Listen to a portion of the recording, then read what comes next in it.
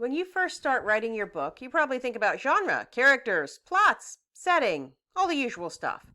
What you probably don't think about before you even write your book is how you're going to publish that book, traditional or indie.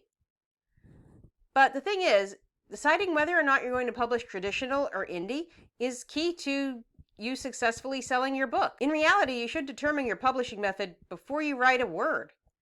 Now, you don't actually have to know how to publish it yet, but you do have to know if you want to publish indie or traditional. Now, personally, I always recommend indie, but we'll go over both of them here. Because the thing is, that can totally affect your book. Hi, novelteers. I'm Devlin Blake, novel writing and self-publishing expert, coach, published author, and former ghostwriter of over 200 books.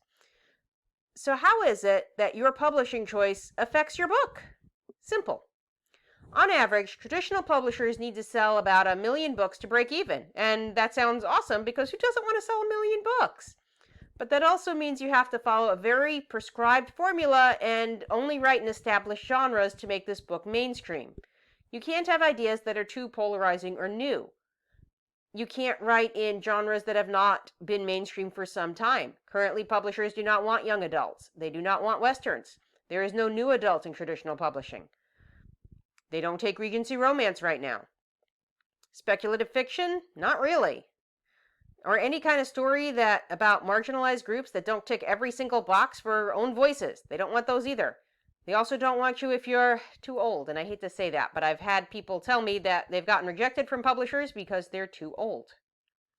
Now, this is something I go into more in depth for my clients and in my membership site. You can learn about both my programs at the links below. So back to the books. Yes, with traditional publishing, you might be able to sell 1 million books, but it's not likely to be the story you wanted to write. In fact, I've had traditionally published authors come to me saying, yes, their book was a big hit, but it wasn't the story they wanted to write. It wasn't the story in their soul. And they always feel horrible about it because they feel like they sold out to be a success. And there's no reason to feel that way. Now, I did want to say there's nothing wrong with being commercially successful or even wanting that. There's no need to be a starving artist. And more writers are living at the midpoint now than any other time in history. That means they make a full-time living just writing books. But there are ways to do that without compromising your story. Indie publishing proves that.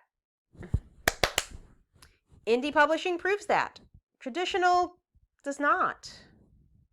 Their writers living at the midpoint have not gone up, they've gone down. This is why before you bring your story to life, you have to decide, indie or traditional? Because it really does matter. It matters to your book, and it matters to your future. If you'd like to know more about how to indie publish, or even just how to write a book in general, check out my membership site in the links below. It features weekly crits, group coaching, self-directed courses, and a whole lot more. This is Devlin Blake saying right on.